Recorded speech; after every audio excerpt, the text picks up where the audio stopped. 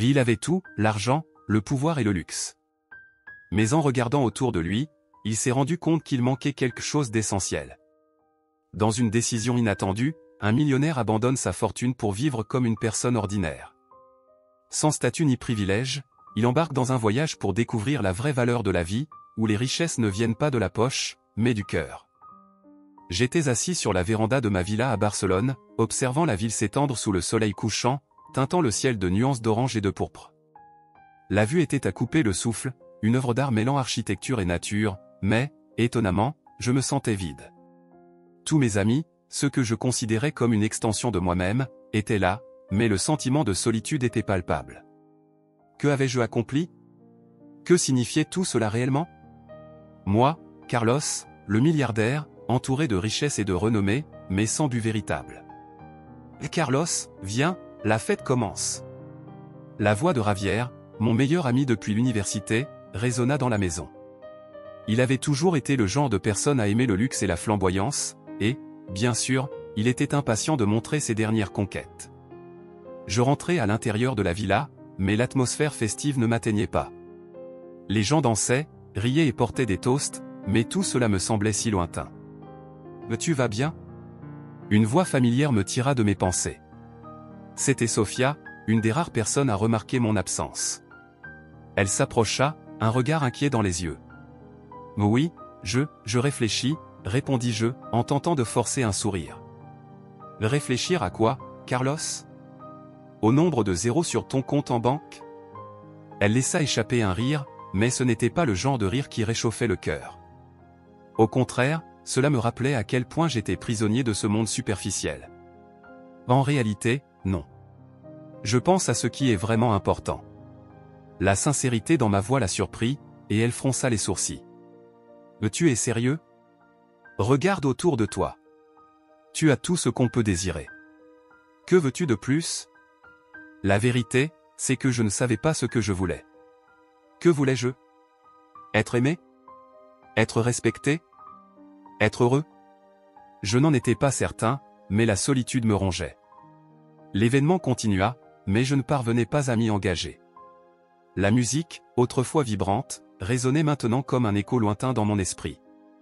Les rires se transformaient en murmures et les danses en ombre. Je décidai de retourner sur la véranda, cherchant un peu d'air frais. La brise nocturne était froide, mais revigorante. Je levai les yeux vers les étoiles, tentant de trouver des réponses dans leur immensité. C'est alors que j'entendis des pas approcher. C'était mon mentor, le vieux Ricardo, qui avait toujours su me faire regarder au plus profond de moi-même. « Carlos, tu as l'air perdu » dit-il d'un ton grave et rassurant. Je ne sais pas, Ricardo. En regardant tout cela, j'ai l'impression d'être prisonnier d'une cage dorée, avouai-je. Une cage dorée ? Tu es entouré de succès. Que pourrais-tu vouloir de plus ?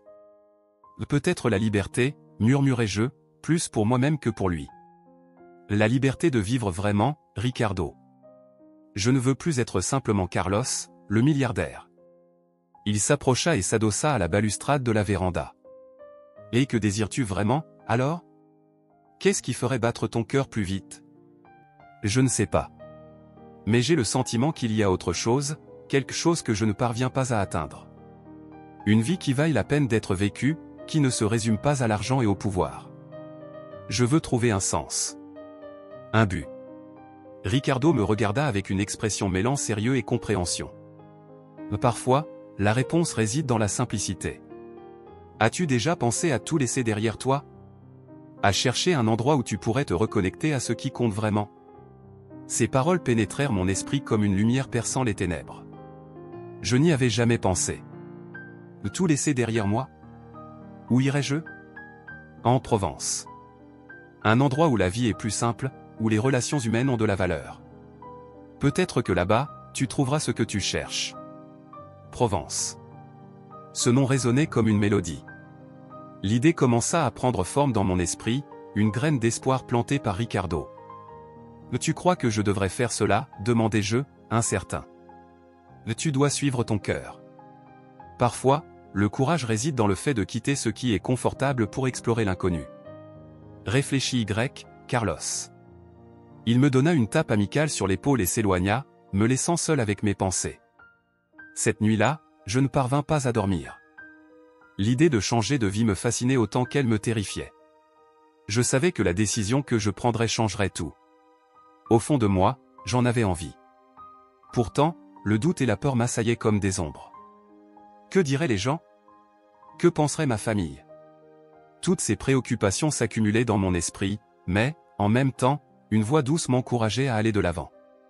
Le lendemain matin, je me réveillais avec une détermination nouvelle. Je ne voulais plus être prisonnier de ma propre vie. Avec une lueur d'espoir dans les yeux, je pris mon téléphone et commençai à rechercher des informations sur la Provence. La beauté des paysages, la culture, la simplicité de la vie rurale. C'était exactement ce dont j'avais besoin. Je décidai qu'il était temps d'agir. Avec un soupçon de nervosité, j'appelai mon assistante et lui demandai de commencer à organiser mon voyage. « Martha, j'ai besoin que tu me réserves un billet pour la Provence. Le plus tôt possible. » « La Provence? Qu'est-ce que tu prévois, Carlos? » Elle semblait confuse, mais aussi intriguée. « Je prévois un nouveau départ, » répondis-je, sentant l'adrénaline parcourir mes veines. « Tu es sérieux? Tu vas tout laisser derrière toi? » « Oui. Il est temps pour moi de trouver un nouveau sens à ma vie. C'est ce que je veux. Je ne sais pas quoi dire. Tu es vraiment décidée? » « Oui, Martha. Je le suis. S'il te plaît, fais cela pour moi. » Elle hésita, mais finit par accepter. « Très bien, Carlos. Je vais faire les réservations maintenant. J'espère que tu sais ce que tu fais. » « Moi aussi, » murmurai-je, doutant de mes propres paroles. Les jours suivants furent un mélange d'anxiété et d'excitation. Je commençai à me défaire de nombreuses choses, donnant des vêtements, des objets et même quelques-unes de mes voitures de luxe. Chaque objet dont je me séparais semblait alléger un poids sur mes épaules. Certaines personnes étaient perplexes face à mes décisions, tandis que d'autres exprimaient leur soutien. Mais j'étais déterminé. Enfin, le jour du départ arriva. Avec une valise simple et un cœur plein d'espoir, je quittai la villa qui avait été ma maison pendant si longtemps. La ville de Barcelone s'éloignait à travers la vitre de la voiture, et, à chaque kilomètre parcouru, un sentiment de liberté commençait à m'envahir.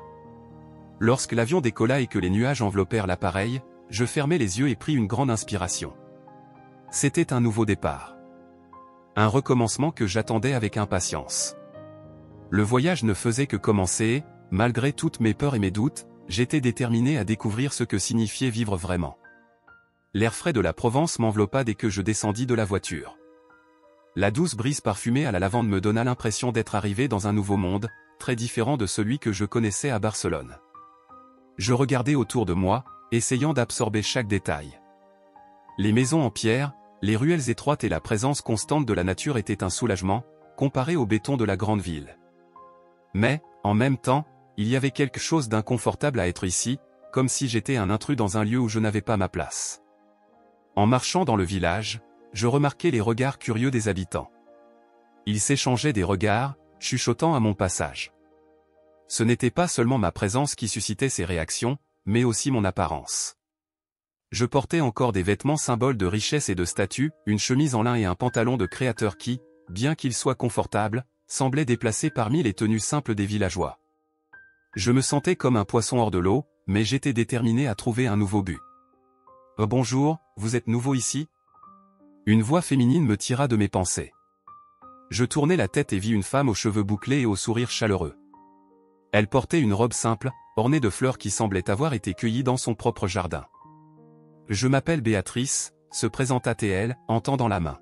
« Carlos », répondis-je, serrant doucement sa main, un peu nerveux.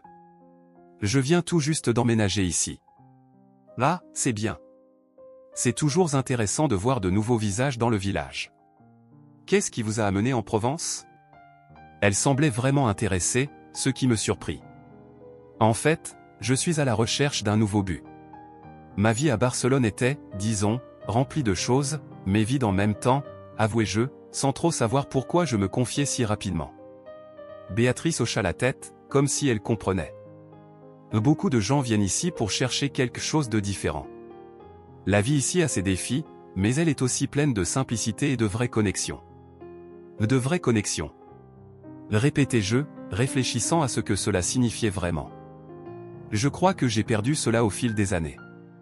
Elle sourit, et je remarquai qu'il y avait quelque chose de spécial chez cette femme. Vous allez aimer vivre ici, Carlos. Même si la vie au village est plus lente, les gens ont une manière unique de s'entraider. Vous verrez. Je continuai à marcher dans le village, et Béatrice m'accompagna un moment. Elle me présenta à quelques habitants, qui me saluèrent avec des sourires amicaux, bien qu'il y eût encore un certain degré de méfiance dans leur regard. Je ne pouvais pas leur en vouloir, moi-même, je ne savais pas si c'était une bonne idée d'être ici.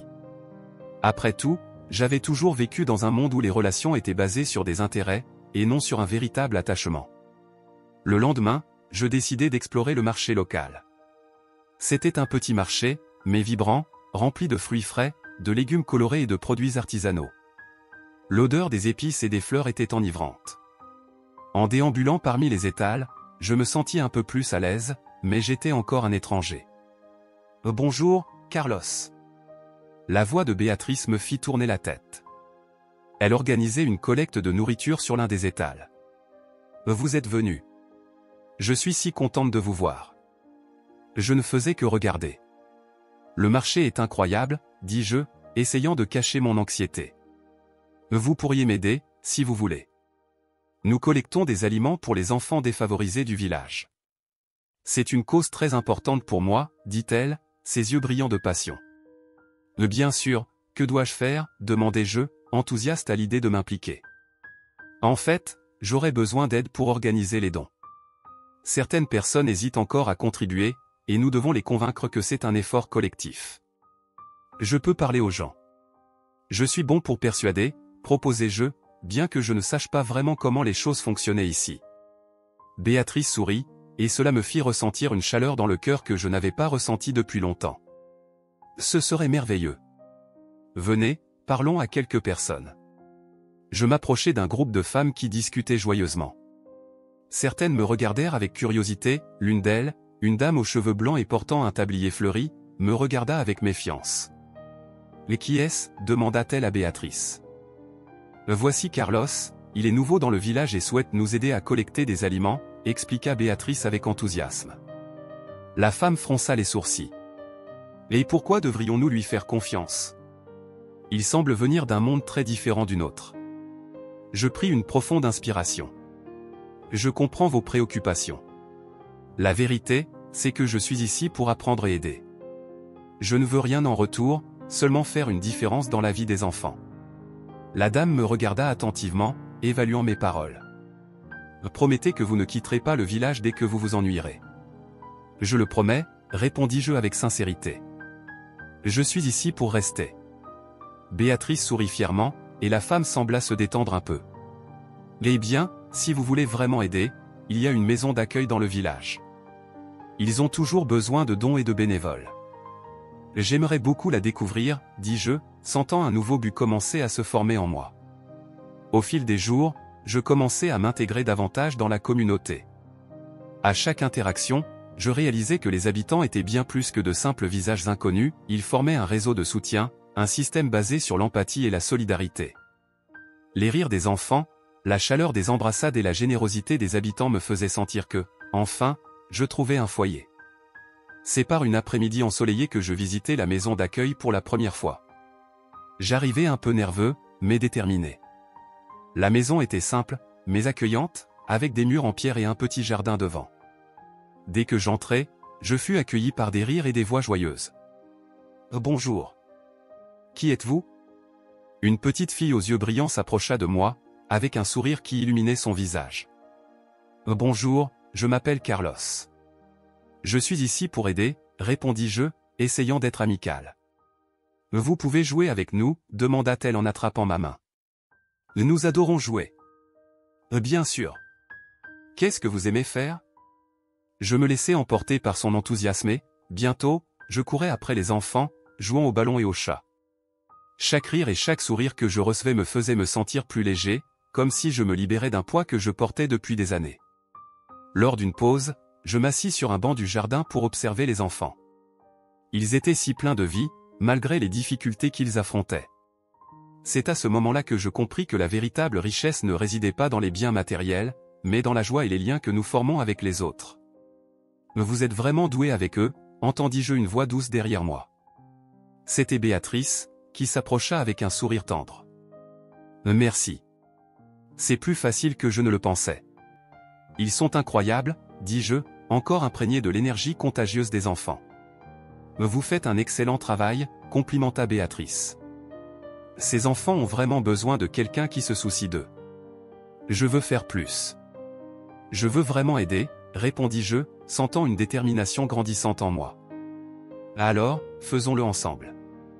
Nous pourrions organiser des activités et des événements pour collecter des fonds et sensibiliser la communauté, suggéra TL, son regard s'illuminant à l'idée.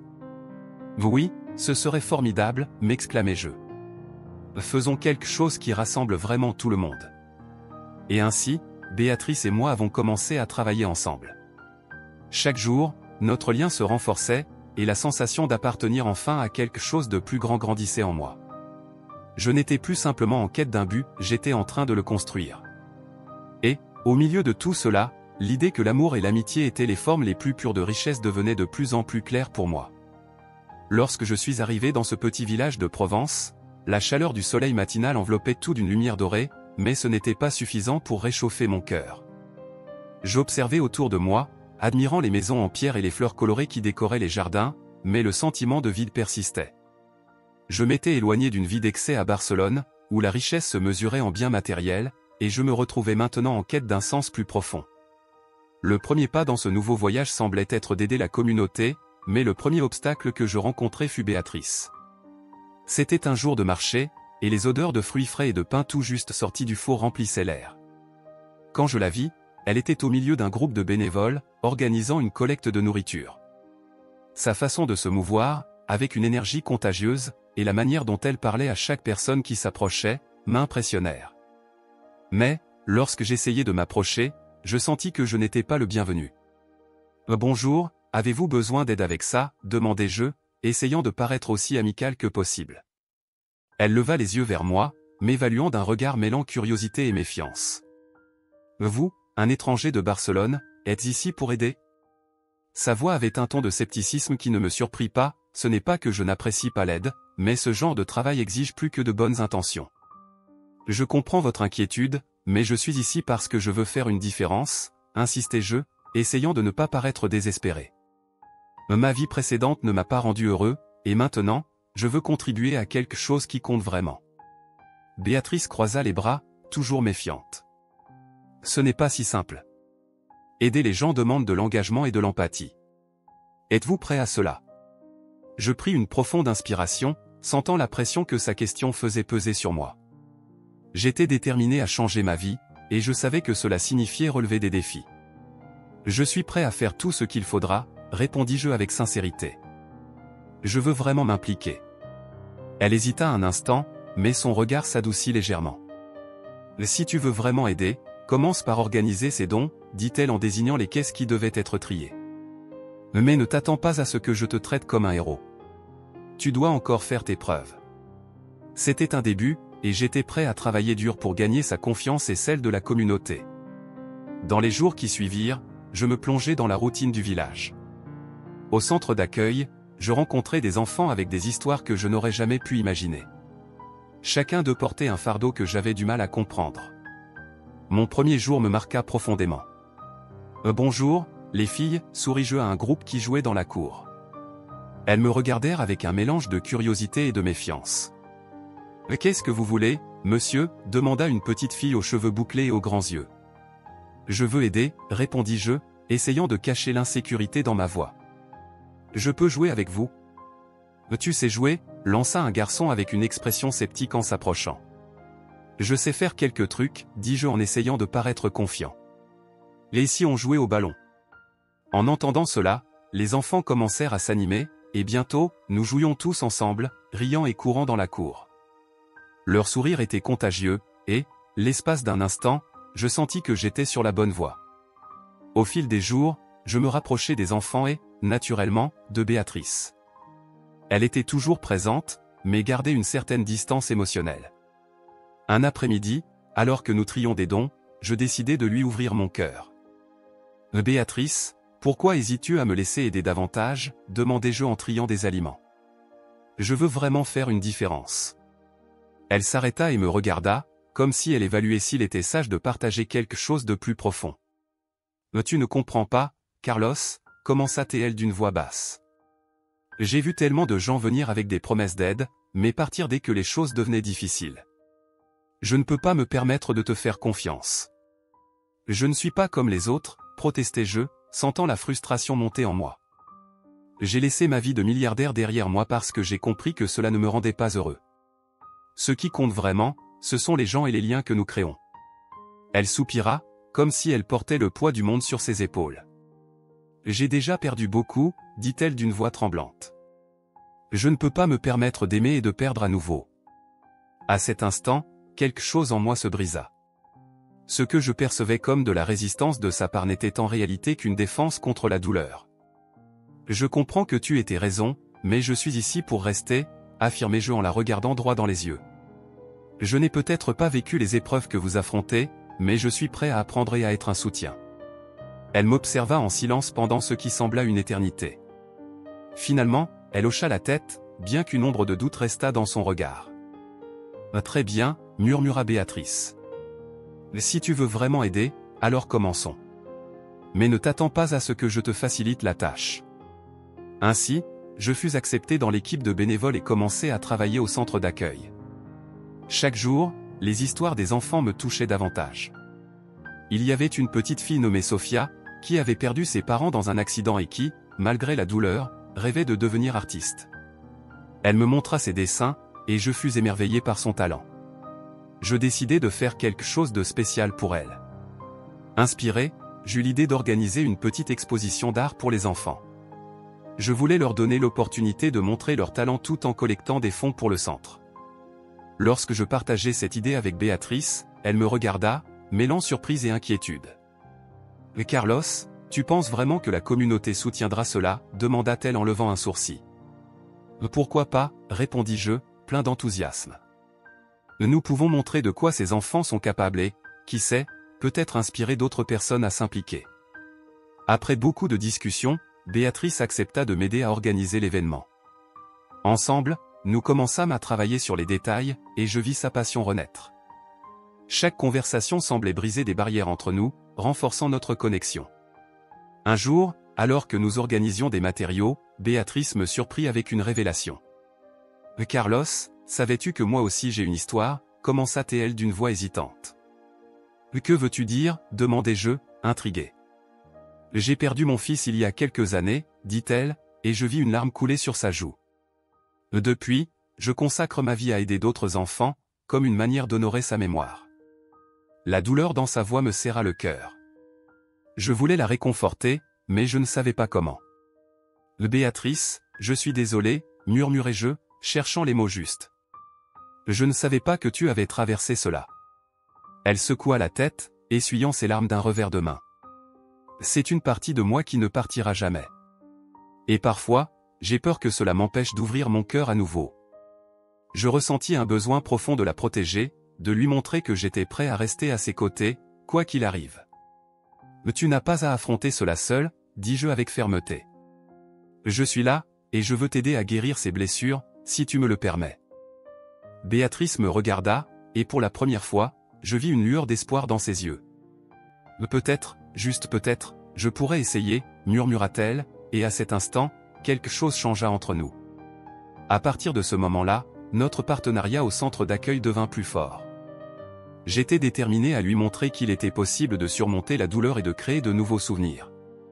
Et au fil de notre rapprochement, la connexion qui avait commencé à se former entre nous se transforma lentement en quelque chose de plus profond. Cependant, le chemin ne fut pas facile. Les insécurités et les fantômes du passé nous hantaient encore. Mais j'étais prêt à me battre pour elle, pour nous. Pendant ce temps, les enfants du centre me montraient que la véritable richesse réside dans les relations que nous construisons. À chaque sourire, chaque histoire partagée, je commençais à comprendre ce que signifiait réellement être riche. Et tandis que je me consacrais à cette nouvelle vie, je sentais que peut-être, enfin, je trouvais mon but.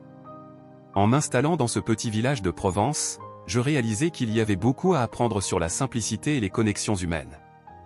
C'était un monde complètement différent de celui que je connaissais à Barcelone, et chaque jour, je m'immergeais davantage dans la chaleureuse routine de la communauté. Mais le véritable défi ne faisait que commencer. Un matin, alors que je me promenais sur la place centrale, j'entendis un groupe d'habitants discuter dans un coin. Ils parlaient de la nécessité de collecter des fonds pour le centre d'accueil auquel Béatrice consacrait tant d'efforts. Attiré par leur conversation, je décidai de m'approcher. « Bonjour à tous. Je m'appelle Carlos, dis-je, essayant de me présenter de manière amicale. J'ai entendu parler de la collecte de fonds. Puis-je aider d'une manière ou d'une autre ?» Un homme, avec un regard méfiant, croisa les bras. « Et vous pensez pouvoir aider ? Qu'est-ce qu'un milliardaire comme vous sait de notre vie ici ?» Je sentis le poids de ses paroles. Il était vrai que je venais d'un monde d'excès, mais mon cœur était sincère. Je sais que je ne suis pas d'ici, mais je suis prêt à apprendre et à collaborer. Béatrice m'a montré combien ses enfants ont besoin de soutien. Si nous unissons nos forces, nous pourrions faire quelque chose de grand. Une femme à côté de lui, qui semblait plus ouverte, intervint. « J'aime votre attitude, Carlos. Mais nous devons être prudents. Beaucoup de promesses ont été faites par le passé, et peu ont été tenues. Je comprends vos préoccupations, et je les partage. Mais que penseriez-vous d'organiser un festival communautaire ? Nous pourrions rassembler tout le monde autour d'une cause et motiver les gens à s'impliquer, proposai-je, sentant l'adrénaline monter. L'homme restait sceptique, mais la femme sourit. Cela pourrait être intéressant. Mais seulement si tout le monde est impliqué. Nous ne voulons pas que cela devienne un événement pour montrer qui vous êtes. Bien sûr, répondis-je en hochant la tête. Je vais en parler avec Béatrice. Si elle croit en ce projet, je suis sûr que le village suivra. Je trouvai Béatrice au marché local, organisant une collecte de nourriture. Elle était entourée d'enfants, tous souriants et pleins d'énergie, aidant à emballer les dons. La chaleur de cette scène me toucha profondément. Béatrice, l'appelai-je en m'approchant. J'ai une idée qui pourrait aider le centre d'accueil. Que dirais-tu d'organiser un festival communautaire ? Elle me regarda, surprise. Un festival ? C'est intéressant, mais ne crois-tu pas que la communauté pourrait ne pas être réceptive ? Ils veulent des résultats, pas seulement des promesses. Je comprends, mais qu'en penses-tu ? Si nous pouvons rassembler tout le monde dans un événement convivial, peut-être pourrions-nous collecter des fonds et, surtout, unir la communauté autour d'une cause, insistai-je. Béatrice réfléchit un instant. Cela pourrait être une bonne idée, mais tu devras travailler dur pour gagner leur confiance. Ils ne vont pas accepter facilement quelqu'un venu de l'extérieur. Je suis prêt pour cela. Peu m'importe ce qu'ils pensent de moi. Je veux montrer que je suis ici pour aider, déclarai-je avec détermination. Elle sourit, son expression s'adoucissant. Alors faisons-le ensemble. Nous avons besoin d'un bon plan et de beaucoup de travail. Es-tu vraiment prêt à t'investir ? Absolument. Rassemblons tout le monde. Nous aurons besoin de musique, de nourriture et d'activités pour les enfants. Ce festival doit être une véritable célébration. À partir de ce jour, nous commençâmes à planifier le festival. Nous passâmes des heures à discuter d'idées, à faire des listes et à parler avec les habitants. Au début, le scepticisme flottait encore dans l'air, mais, à mesure que les détails de l'événement prenaient forme, les gens commencèrent à être plus réceptifs. Un jour, alors que nous étions sur la place, Béatrice et moi parlions des attractions que nous pourrions inclure. Et si nous faisions venir un groupe de musiciens locaux ? Quelques spectacles de danse pourraient aussi dynamiser l'événement, proposai-je, enthousiaste. L'excellente idée, Carlos. Et nous pourrions organiser un concours de plats traditionnels de la région. Cela créerait un esprit communautaire et tout le monde pourrait participer, répondit-elle, ses yeux pétillants à mesure que nous parlions. Ainsi, jour après jour, de plus en plus de personnes se joignirent à notre projet. À ma grande surprise, même les plus sceptiques commencèrent à s'impliquer, apportant leurs contributions et leurs idées. Le village se rassemblait autour d'un objectif commun, et je pouvais sentir une énergie positive grandir. Enfin, le jour du festival arriva. Le soleil brillait intensément, et la place était décorée de guirlandes colorées et de tables remplies de délicieux plats préparés par les habitants. Les enfants couraient dans tous les sens, riant et jouant. La musique emplissait l'air, et je ne pus m'empêcher de ressentir une vive émotion en voyant tout cela se réaliser. « Carlos, tu vois ça » m'appela Béatrice, son sourire radieux. « C'est grâce à tes efforts et à ton désir d'aider. Ce n'aurait pas été possible sans toi, Béatrice. Tu es la raison pour laquelle tout le monde est ici. Tu les inspires. » Elle me regarda avec gratitude. « Merci, Carlos. Cela signifie beaucoup pour moi. » Au fil de la journée, je vis les habitants se réunir, rire et danser. Les enfants présentèrent leur spectacle, et la joie sur leur visage me fit comprendre que, malgré les difficultés, il y avait de l'espoir. Et j'en faisais partie.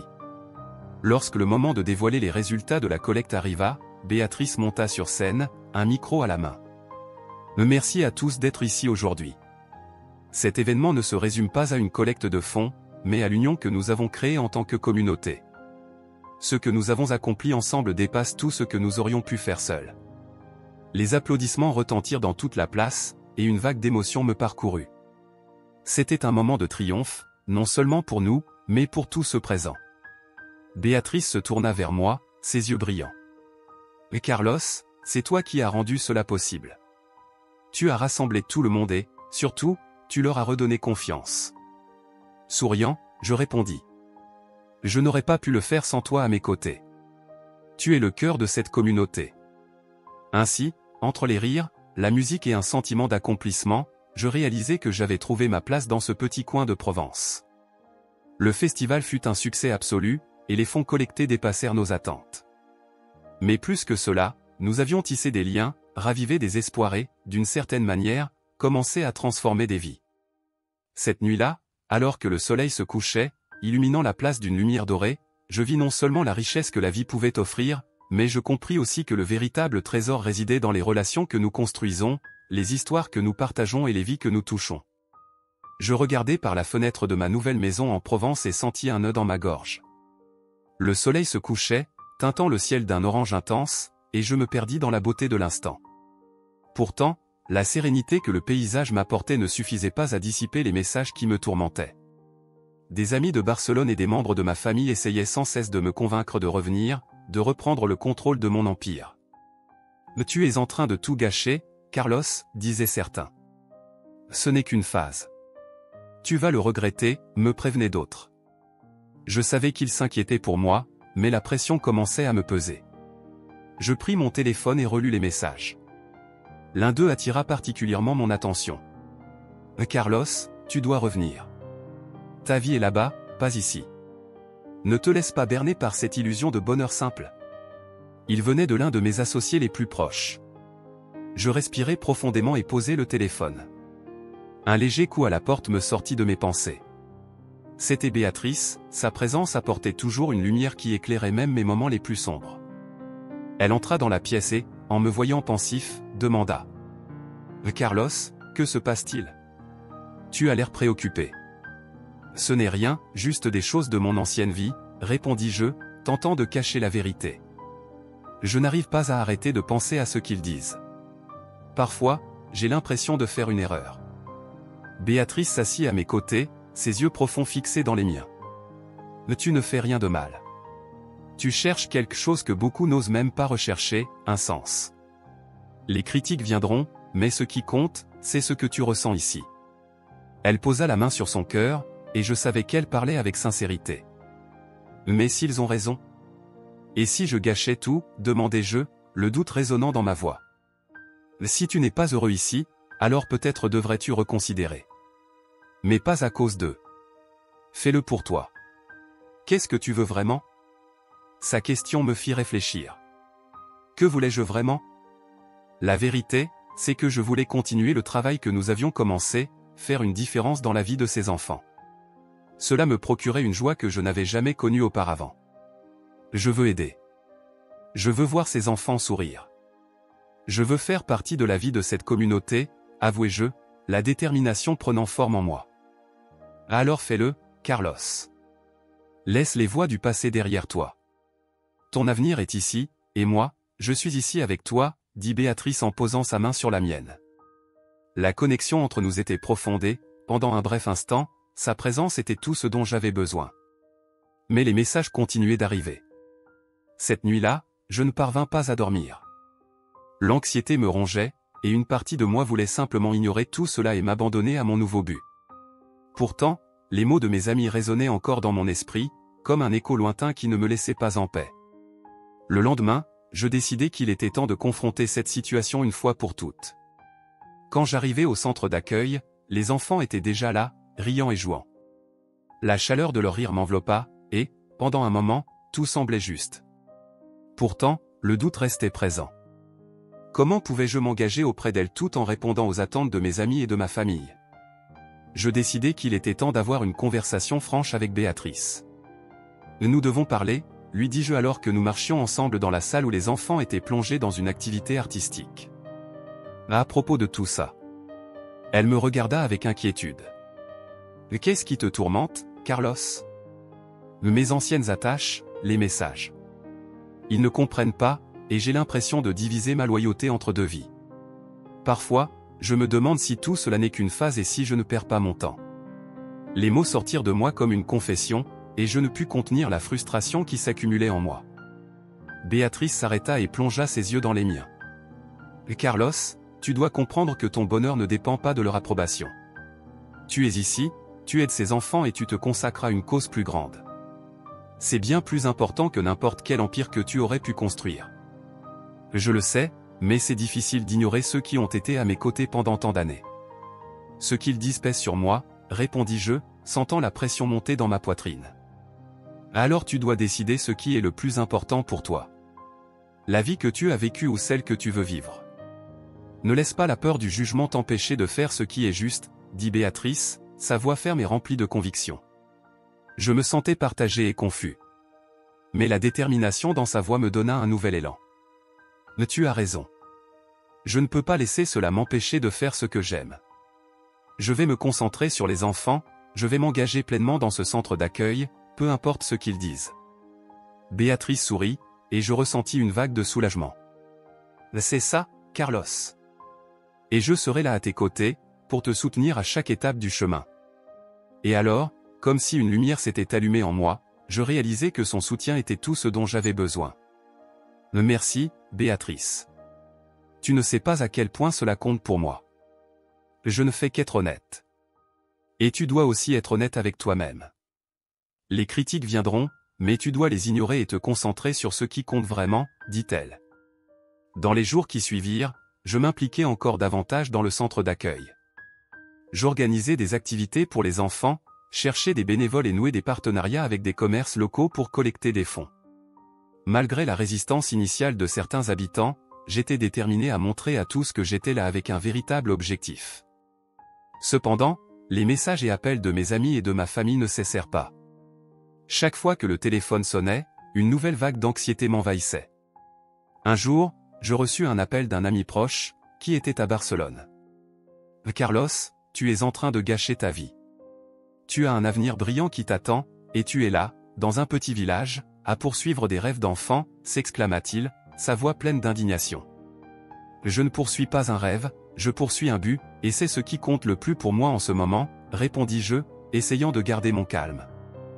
Et tu te trompes. Ce n'est pas réel. Reviens, reprends ta place. Tu peux faire la différence là-bas, pas ici, insista-t-il, et la frustration monta en moi. Tu ne comprends pas.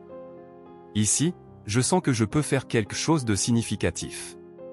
Ce n'est pas une question d'argent, ni de statut. C'est une question de vie, de transformer la réalité d'enfants qui ont besoin d'aide, criai-je, ma patience à bout. Tu vas le regretter, Carlos, dit-il avant de raccrocher, me laissant là, fixant mon téléphone, envahi par un mélange de colère et de tristesse. En me retournant, je vis Béatrice à la porte, écoutant la conversation. « Que s'est-il passé » demanda-t-elle, préoccupée. « Encore un ami qui essaie de me ramener. Ils ne comprennent pas. Pour eux, cet endroit n'est qu'une pause, une excentricité dans ma vie, dis-je en mettant ma tête dans mes mains. » Béatrice s'approcha et posa une main sur mon épaule. « Carlos, tu ne dois pas laisser cela t'affecter. Rappelle-toi de ce que tu es en train de construire ici. C'est réel, et tu fais la différence. Ce qui compte, c'est ce que tu ressens et ce que tu veux. Je sais, mais c'est difficile. Parfois, je me demande si je fais le bon choix. Tu fais le bon choix. Et je suis là pour te le rappeler. Ne lâche pas. L'impact que tu as sur la vie de ces enfants est bien plus grand que n'importe quel succès que tu pourrais avoir à Barcelone, dit-elle, et ces paroles résonnèrent dans mon esprit. Dans les jours suivants, je décidai que je ne laisserais plus les messages et appels me perturber. Je m'engageais à faire ce qui était juste, ce qui signifiait me concentrer sur les enfants et sur Béatrice. Je travaillais sans relâche au centre d'accueil, organisant des événements, collectant des dons et tissant des liens avec la communauté. Et, chaque jour qui passait, je sentais que ma vie d'avant s'éloignait de plus en plus. La joie que je voyais sur les visages des enfants, la gratitude qu'ils exprimaient, tout cela me faisait sentir que j'étais sur la bonne voie. Et plus important encore, la présence de Béatrice me donnait la force de continuer. Quand je regardais vers l'avenir, je ne voyais plus l'éclat de l'argent ou le succès superficiel. Je voyais un nouveau départ, un but clair et la possibilité de construire quelque chose de significatif, quelque chose qui pourrait changer des vies. Et, plus que tout, je voyais Béatrice à mes côtés, une alliée dans ce voyage. Elle était mon refuge, la personne qui me rappelait ce qui importait vraiment. La nuit était tombée sur le petit village de Provence, et le ciel était parsemé d'étoiles qui semblaient murmurer d'anciens secrets. J'étais assis sur une chaise en bois, sur la terrasse de ma maison simple, observant la brise légère qui faisait danser les feuilles des arbres. La tranquillité de cet endroit contrastait tellement avec l'agitation que j'avais laissée derrière moi à Barcelone. Le poids de la solitude m'accompagnait encore, mais il était différent désormais. J'avais trouvé un but. Et, plus important encore, j'avais trouvé Béatrice.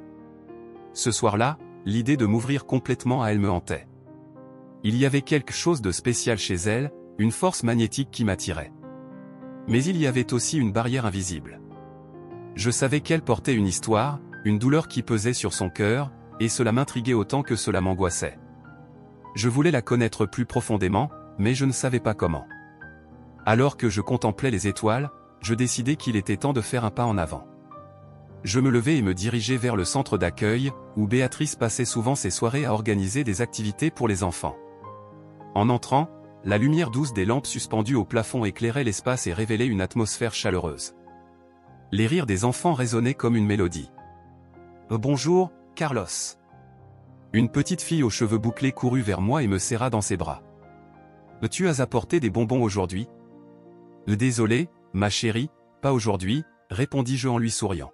« Mais je peux vous aider à préparer quelque chose de spécial. »« Oui. Faisons des gâteaux. » Elle sauta de joie, et cela apporta une petite lumière à mon âme.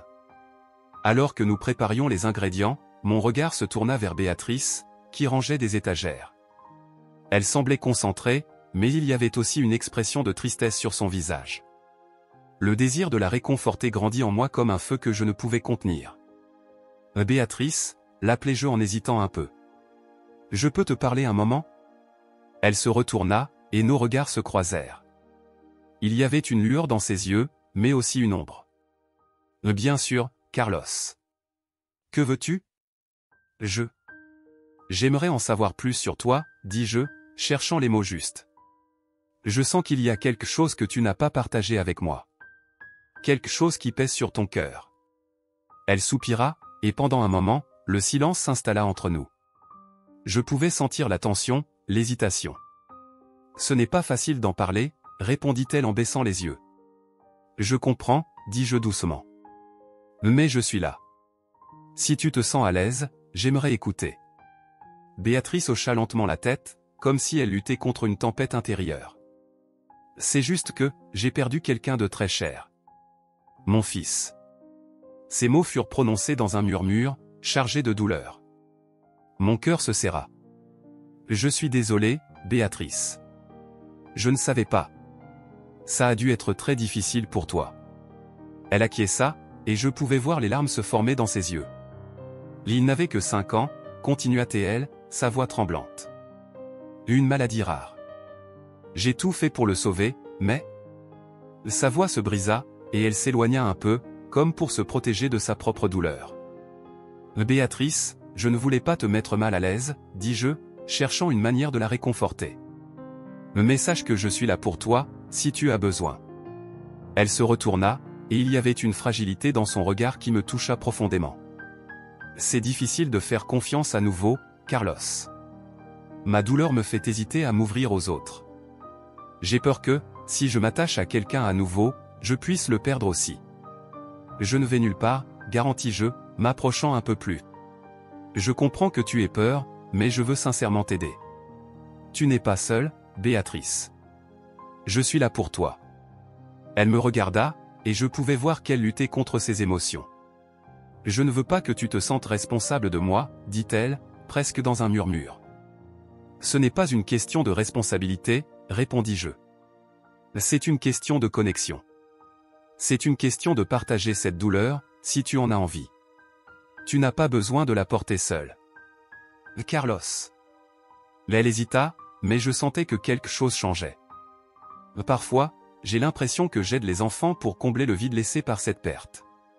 Comme si, en prenant soin d'eux, je pouvais d'une certaine manière apaiser ma propre douleur. Prendre soin d'eux est un acte magnifique, dis-je avec sincérité. Mais tu dois aussi prendre soin de toi. Ce n'est pas juste pour toi de vivre uniquement à travers la mémoire de quelqu'un qui est parti. Béatrice baissa la tête, et un silence lourd s'installa entre nous. Je voulais trouver les mots justes, mais la vérité, c'est qu'il n'y avait pas de réponse facile à la douleur. Il n'y avait que la volonté d'être présent, de soutenir. Si tu en ressens le besoin, je pourrais organiser des rencontres ici, au centre, suggérai-je. Un endroit où toi et d'autres mères pourriez partager vos histoires, vos douleurs. Parfois, parler est une étape importante pour guérir. Elle releva les yeux vers moi, et une étincelle d'espoir brillait dans son regard. « Tu ferais vraiment cela pour moi ?» demanda-t-elle, incrédule. « Oui », répondis-je avec fermeté. « Je veux que tu saches que tu n'es pas seul dans ce voyage. Nous pouvons le faire ensemble. » Béatrice hésita, mais ensuite elle sourit timidement, comme si un rayon de lumière perçait doucement son cœur. « Peut-être que j'en ai besoin, dit-elle presque pour elle-même. Mais, je ne sais pas si je suis prête. Il n'y a pas de précipitation, répondis-je, en me rapprochant doucement. L'important, c'est que tu te sentes à l'aise. Et si un jour tu veux partager, je serai là. Elle hocha lentement la tête, et je vis que le poids sur son cœur commençait à s'alléger. Merci, Carlos.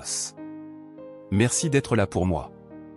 C'est le minimum que je puisse faire, dis-je, sentant qu'un lien plus profond se formait entre nous. Tu es une personne incroyable, Béatrice, et tu mérites d'être prise en charge tout comme tu prends soin des autres. Elle sourit, et pendant un bref instant, le monde autour de nous disparut. Il n'y avait que nous deux, partageant un moment de vulnérabilité, un moment où la douleur devenait un peu plus légère. Faisons-le, dit-elle finalement, avec une voix plus assurée maintenant. Organisons ces rencontres. Je veux essayer. Parfait, répondis-je, ressentant un immense soulagement et une joie sincère. Commençons à planifier. Tu n'as pas besoin de faire ça seul. Alors que nous discutions des détails, une nouvelle lueur d'espoir s'éleva en nous. Je réalisais qu'aussi profonde que soit la douleur de Béatrice, il y avait aussi un potentiel de guérison et de renouveau. Et, d'une certaine manière, le lien que nous construisions devenait un baume pour nos âmes. Ainsi, cette nuit-là, sous le ciel étoilé de Provence, nous passâmes un pacte silencieux, nous ne ferions pas face à la douleur seule. J'étais prêt à l'accompagner sur son chemin de guérison, et elle commençait à ouvrir son cœur à la possibilité d'un nouveau départ. Assis à une table en bois rustique dans le petit centre d'accueil, je regardais les enfants jouer dans la cour. Le soleil de l'après-midi illuminait leurs visages joyeux et innocents tandis qu'ils couraient dans tous les sens. Pendant ce temps, je tentais d'organiser les pensées confuses qui dominaient mon esprit. Depuis mon arrivée dans ce village en Provence, ma vie avait radicalement changé. Ces enfants, avec leurs histoires de vie si variées et difficiles, étaient devenus une partie essentielle de moi. Mais, plus encore, Béatrice était devenue une présence indispensable dans ma nouvelle réalité. Je me rappelais comment elle avait commencé à m'apprendre ce que signifiait la vraie richesse, les relations humaines, la simplicité d'un sourire ou la joie d'aider quelqu'un dans le besoin. Et maintenant, je me retrouvais entouré d'une énergie contagieuse qui m'avait appris à aimer à nouveau. Mais il se passait quelque chose de plus profond entre nous, quelque chose que je n'arrivais pas à nommer. Je savais que je tombais amoureux de Béatrice, et ce sentiment apportait autant de peur que d'espoir. Le lendemain, je décidai qu'il était temps de faire un pas en avant. Dès que je vis Béatrice au marché, organisant la collecte de nourriture avec sa passion habituelle, mon cœur s'emballa. Elle était si concentrée, si belle, ses cheveux libres tombant autour de son visage, son sourire illuminant tout autour d'elle. En m'approchant, je pris une profonde inspiration pour rassembler mon courage. « Bonjour, Béatrice, dis-je, en essayant de paraître détendu. Elle se retourna, et ses yeux brillèrent en me voyant. « Carlos. Je suis contente que tu sois là. Aujourd'hui, nous collectons encore plus qu'hier. » L'excitation dans sa voix était contagieuse. J'ai pensé que nous pourrions faire encore plus ensemble. Peut-être organiser un événement de collecte de fonds, proposai-je, hésitant un peu. Je voulais qu'elle voie que je m'engageais autant pour la cause que pour elle. Elle arqua un sourcil, un léger sourire jouant sur ses lèvres. Un événement ? Cela pourrait être compliqué. La communauté est sceptique à l'égard des gens qui viennent de nulle part avec de grandes idées. Je le sais, répondis-je, sentant un frisson d'appréhension, mais je peux aider à rassembler les gens. Je veux leur montrer que je suis ici pour rester, que je me soucie vraiment de ce qui se passe ici. Béatrice réfléchit un instant, ses yeux se perdant au loin. Je pouvais voir qu'elle considérait l'idée, mais je percevais aussi son appréhension. Très bien, Carlos. Si tu veux vraiment le faire, alors planifions ensemble. Mais je ne veux pas que cela devienne une vitrine pour toi. L'objectif doit rester les enfants et la communauté. Je promets que je ferai tout ce qu'il faut pour que cela fonctionne, affirmai-je, mon cœur battant de détermination. Dans les jours suivants, nous travaillâmes ensemble sans relâche. Chaque conversation, chaque rire, chaque moment de vulnérabilité nous rapprochait davantage. Je la voyais s'ouvrir, partageant des histoires sur les enfants, leur lutte et leurs rêves. Il y avait une lumière dans ses yeux lorsqu'elle parlait d'eux, et cela me faisait encore plus admirer sa force et sa compassion. Un après-midi, alors que nous finalisions les détails du festival, elle se tourna vers moi et dit « Tu sais, Carlos, je n'aurais jamais pensé pouvoir faire confiance à quelqu'un à nouveau. Après ce qui s'est passé. » Sa voix vacilla un instant. Ça a été difficile pour moi de m'ouvrir à l'amour. Je la regardais, mon cœur battant plus fort. « Béatrice, je veux que tu saches que je suis là. Pour toi et pour les enfants. Tu n'as pas à porter ce fardeau seul. » Elle sourit, mais je pouvais voir la tristesse dans ses yeux. J'apprécie cela. Mais si je me blesse à nouveau? Que se passera-t-il si je m'ouvre et que tu décides de partir? Je ne vais nulle part. La fermeté dans ma voix la surprit, et je continuai. Je suis ici pour rester. Pour toi, pour eux. Elle hésita, mais ne répondit pas. Le silence entre nous était chargé d'émotions non dites, et je savais que je devais être patient. Le jour du festival arriva, et le village était vibrant. Il y avait de la musique, des rires, et une énergie collective qui unissait tout le monde. En voyant les enfants s'amuser, mon cœur se remplit de joie. Béatrice était à mes côtés, son sourire radieux illuminant tout autour de nous. « Regarde comme ils sont heureux, dis-je, en montrant un groupe d'enfants qui dansaient au son d'un groupe local. C'est incroyable, n'est-ce pas, répondit-elle, ses yeux brillants d'émotion. C'est tout ce que j'ai toujours voulu, voir la communauté unie. Et c'est grâce à toi, déclarai-je en la regardant dans les yeux. Je t'admire beaucoup, Béatrice. Tu changes vraiment des vies. Elle resta silencieuse, son regard se perdant dans ses pensées. Puis, après un moment, elle se tourna vers moi et me demanda. Carlos, t'es-tu déjà demandé ce que cela signifie vraiment d'être ici? Pour moi, c'est plus qu'un événement. C'est ma vie, c'est mon but.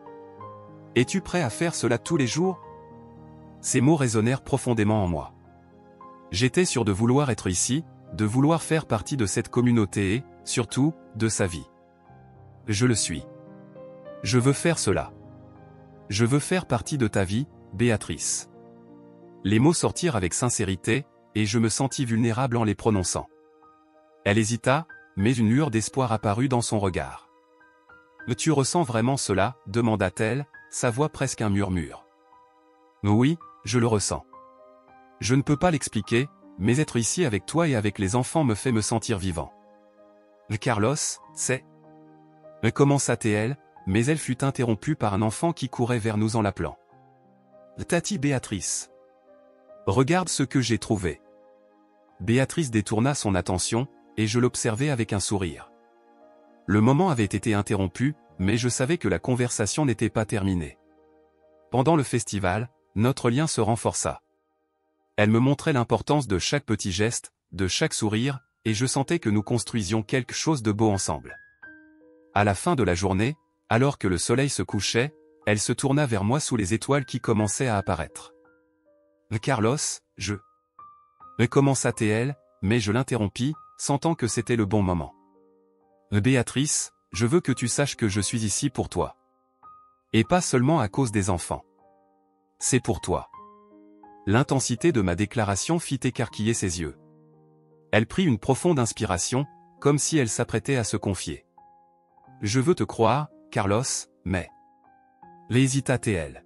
« Mais tu as peur, complétai-je, percevant la lutte intérieure dans son regard. « Oui, c'est ça. J'ai peur d'avoir encore mal. Je comprends. Et je ne veux pas que tu ressentes cela. Mais je te promets de tout faire pour que tu n'aies pas à revivre ça. » Elle sourit, et je me rapprochai d'elle, notre connexion devenant presque palpable. L'énergie entre nous était indéniable, et je savais qu'un nouveau chapitre était sur le point de commencer. « Allons-y pas à pas, dit-elle doucement. « Je suis prêt, répondis-je en la regardant dans les yeux. Le monde autour de nous semblait disparaître, et pendant un instant, il n'y avait que nous, perdus dans un moment qui promettait d'être le début de quelque chose d'extraordinaire. La brise douce de Provence m'entourait alors que je marchais dans les rues pavées du village, sentant la vie vibrer autour de moi. L'arôme du pain frais et des herbes aromatiques flottait dans l'air, mais il y avait autre chose qui me troublait. Depuis le festival communautaire, une sensation de paix et d'appartenance avait envahi mon être.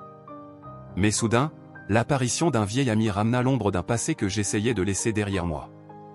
C'était une fin d'après-midi tranquille, et j'étais assis sur la petite place, observant les enfants jouer et les femmes du village discuter joyeusement. Mon cœur se réchauffait en voyant la joie sur les visages de ceux qui, il y a peu, m'étaient étrangers. La vie simple et les connexions authentiques que j'avais trouvées ici étaient tout ce que j'avais toujours cherché. C'est alors que je le vis. Lucas. Il apparut comme un fantôme de mon passé, avec son sourire large et ses vêtements élégants qui contrastaient avec la simplicité environnante. En remarquant sa présence, mon estomac se noua. Je ne voulais pas qu'il soit là. « Carlos, mon vieil ami, s'exclama-t-il en s'avançant vers moi. « Que fais-tu ici, au lieu de diriger ton empire? Cette vie n'est pas pour toi. »« Lucas, répondis-je en essayant de rester calme. « Que fais-tu en Provence? J'ai envoyé une voiture te chercher. Nous devons parler. L'entreprise n'est plus la même sans toi. Les investisseurs sont inquiets. Tu es la clé de tout. » Il gesticula, insistant sur ses paroles. « Je ne veux pas revenir, Lucas. Je suis heureux ici. » Ma voix était plus ferme que je ne me sentais à l'intérieur. « Heureux? Dans un village où tout le monde connaît tes secrets? Où tu n'es qu'un étranger de plus?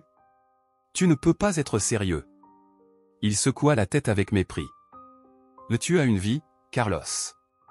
Une vie que tu as jetée. Que comptes-tu faire? Vivre de bénévolat pour toujours? » Ces mots me frappèrent comme une flèche. Je savais que Lucas ne comprenait pas. Il ne comprendrait jamais. J'aide des gens, Lucas.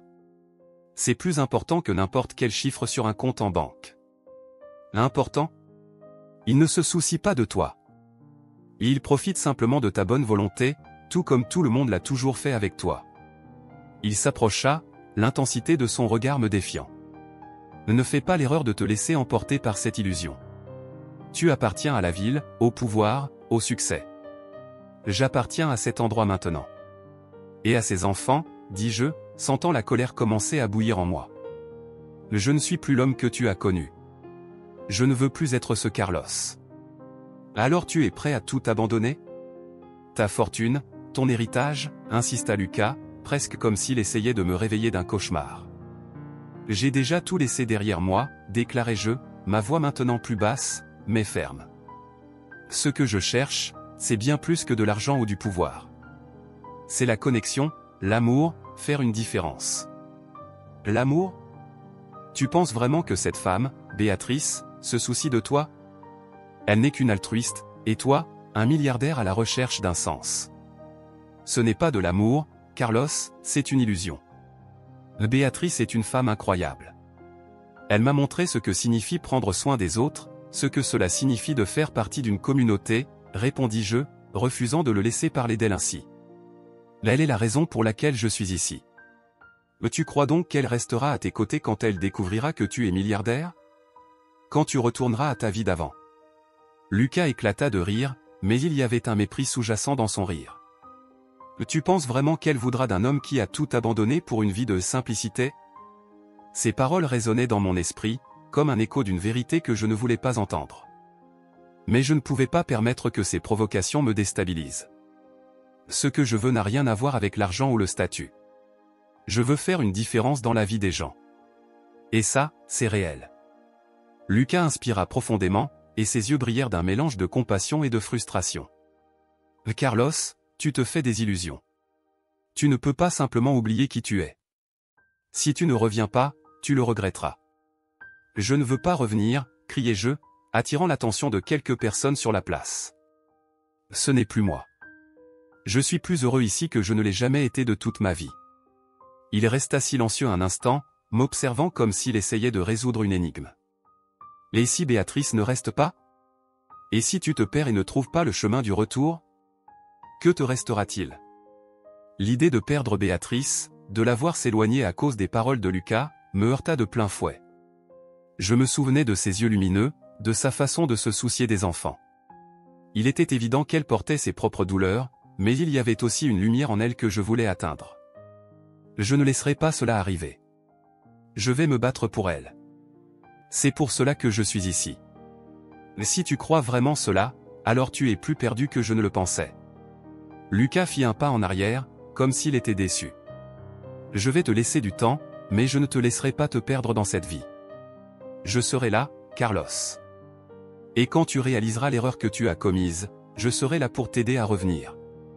Il se retourna et s'éloigna, me laissant seul sur la place, avec les bruits de la vie du village en arrière-plan. Le silence qui suivit était assourdissant. Je savais que Lucas ne renoncerait pas facilement. Il avait toujours été persistant, et ses mots semaient des doutes dans mon esprit. Mais en même temps, je sentais une détermination croissante. La lumière du village ne pouvait pas être éteinte par l'ombre qu'il apportait. Cette nuit-là, je m'allongeai sur mon lit simple, écoutant les sons de la vie à l'extérieur de la fenêtre.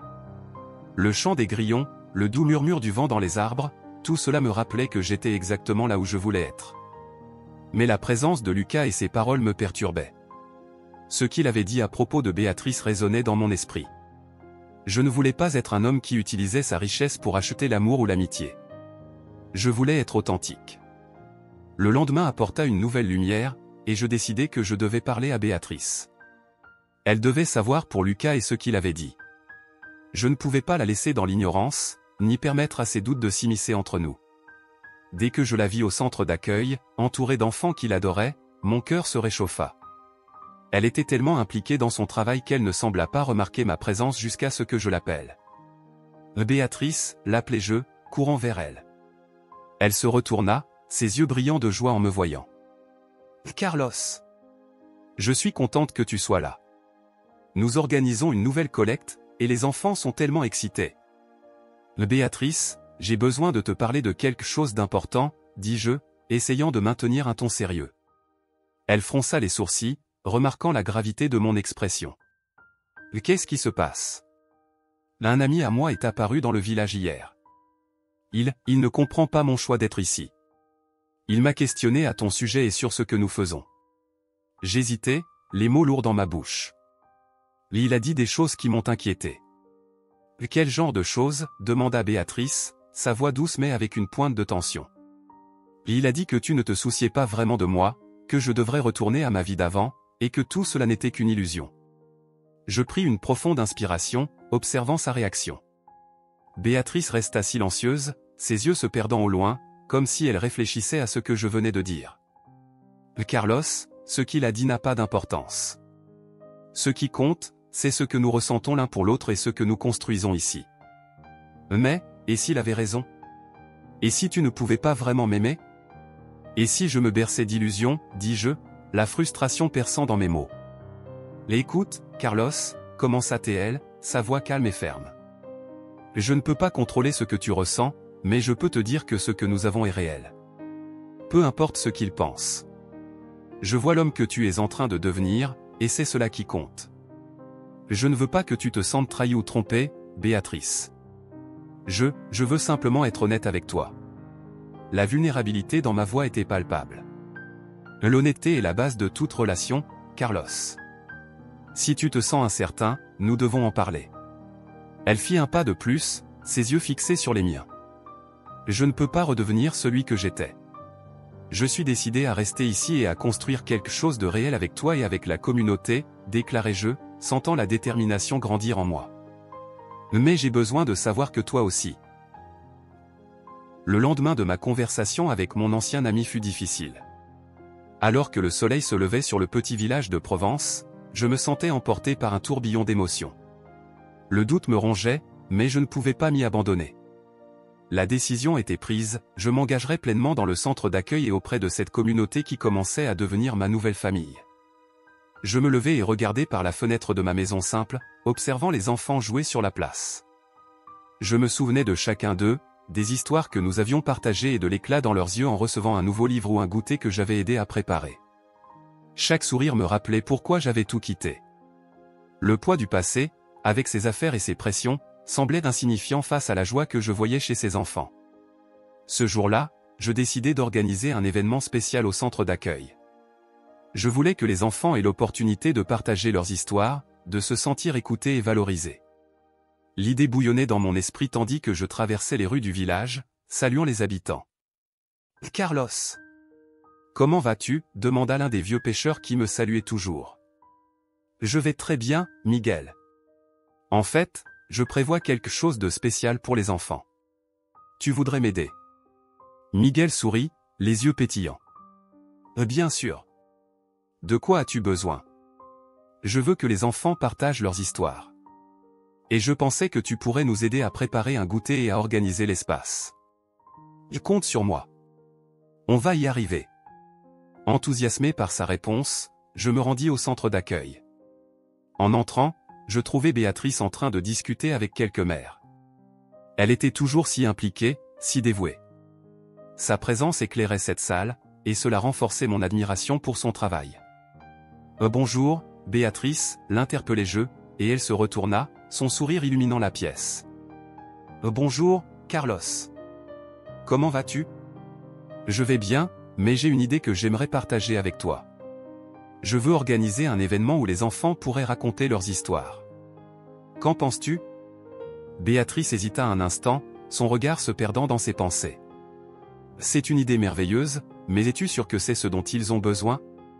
Certaines de leurs histoires sont très difficiles. Justement. Je veux qu'ils se sentent écoutés. Et qui sait, cela pourrait aider d'autres enfants qui ne se sont pas encore ouverts. » Elle réfléchit, puis, après un moment, acquiesça. « D'accord. Faisons-le ensemble. Nous devons impliquer la communauté, Carlos.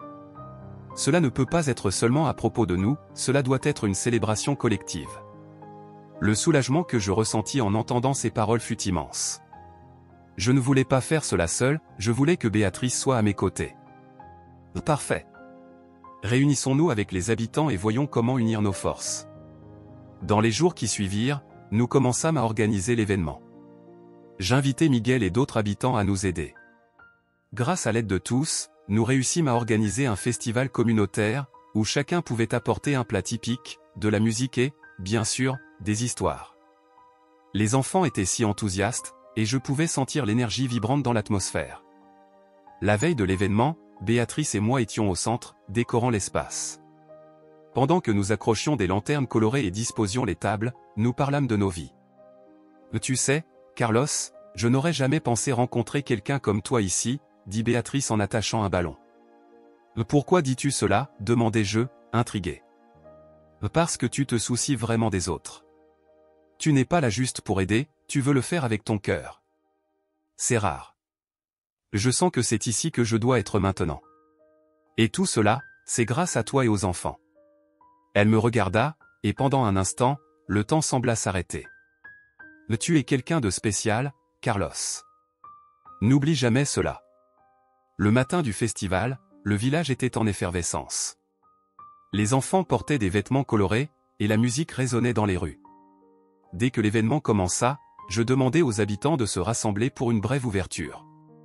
Le cœur battant, je montais sur la petite scène improvisée. Bonjour à tous. Je suis tellement heureux que nous soyons réunis aujourd'hui. Ce festival est une occasion pour nos enfants de raconter leurs histoires. Ils ont tant à nous apprendre, et il est important de les écouter. Célébrons ensemble la beauté de la communauté que nous avons construite. Les applaudissements retentirent parmi les habitants, et je vis la gratitude sur leurs visages. Les enfants, qui étaient nerveux au début, commencèrent à se détendre au rythme de la musique. L'événement fut un succès absolu.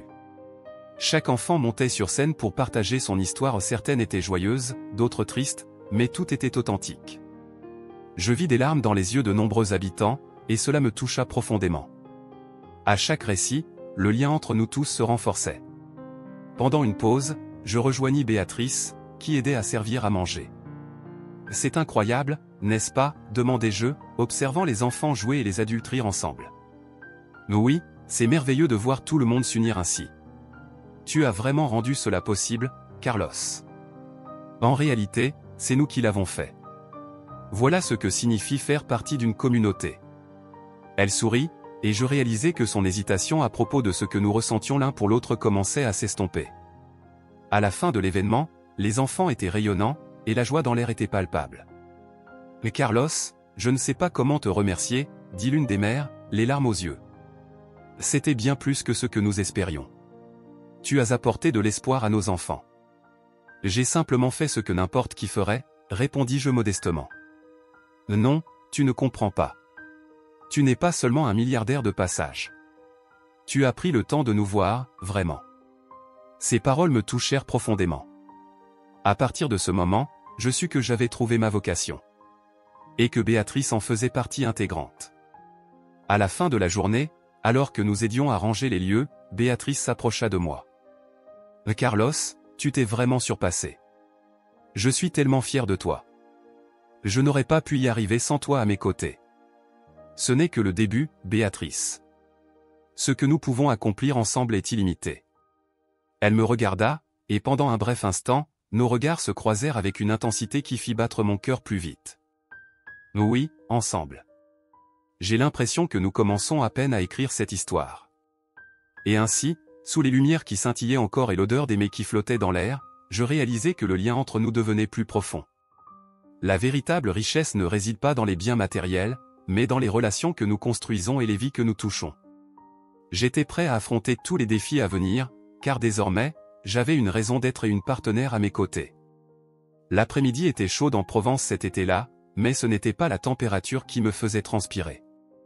J'étais au centre d'accueil, organisant des activités pour les enfants, lorsqu'un cri perçant déchira l'air, suivi d'une odeur de fumée.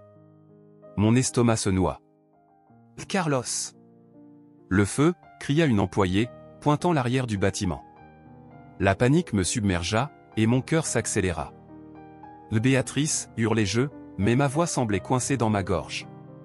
Je courus vers la fumée, les souvenirs des rires et des jeux des enfants résonnant dans ma tête. Je ne pouvais pas laisser quelque chose leur arriver. Le centre d'accueil était bien plus qu'un lieu, c'était un foyer, un refuge. Je savais que Béatrice était à l'intérieur, et l'idée qu'elle soit en danger renforça ma détermination. En entrant dans le bâtiment, la fumée était dense, presque palpable. Je couvris ma bouche et mon nez avec ma chemise, essayant de ne pas respirer l'air suffocant.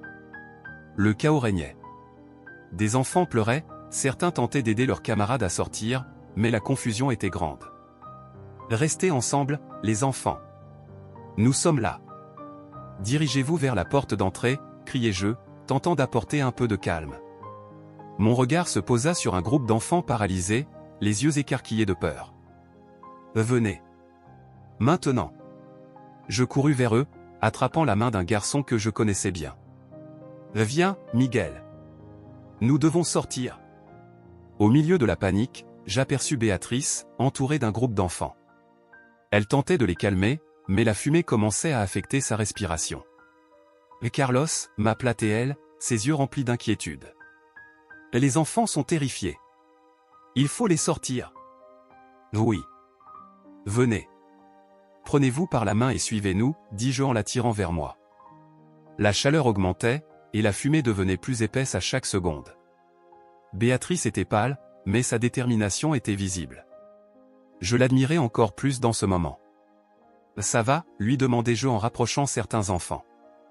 Oui, mais il faut agir vite, répondit-elle, d'une voix ferme. Allons-y. Vers la sortie. Je conduisis le groupe vers la porte, mais le chemin était bloqué par des débris et de la fumée. Le désespoir commençait à s'installer en moi, mais je ne pouvais pas abandonner. Je regardais Béatrice, qui gardait son calme et encourageait les enfants à ne pas baisser les bras. « Suivez-moi. Ne regardez pas en arrière, criai-je, essayant de maintenir tout le monde concentré. Finalement, nous trouvâmes un chemin. L'air frais de l'extérieur semblait un miracle, mais nous ne pouvions pas nous arrêter. « Comptez jusqu'à 10, puis revenez pour aider, dis-je en regardant Béatrice. Nous devons retrouver les autres enfants. Carlos, nous ne pouvons laisser personne derrière, répondit-elle, sa voix emplie de détermination. La chaleur augmentait, et chaque seconde comptait. Allons-y ensemble. Nous retournâmes à l'intérieur, où la fumée rendait presque tout invisible. Le bruit des flammes crépitantes était assourdissant. Là-bas, c'est la salle de jeu, indiqua Béatrice, et je n'hésitais pas. Je courus, l'adrénaline pulsant dans mes veines. En entrant, je trouvai plusieurs enfants cachés sous une table, tremblant de peur. « Venez. Vous êtes en sécurité maintenant, dis-je, tendant la main. Une petite fille, les larmes aux yeux, attrapa ma main. « J'ai peur, murmura-t-elle. Je sais, ma chérie. Mais nous sommes ensemble, et nous allons sortir d'ici. Fais-moi confiance. » Je la serrai contre moi et, avec Béatrice à mes côtés, nous quittâmes la pièce, guidant les enfants vers la sortie. Enfin, nous atteignîmes l'extérieur, et un soulagement intense m'envahit comme une vague.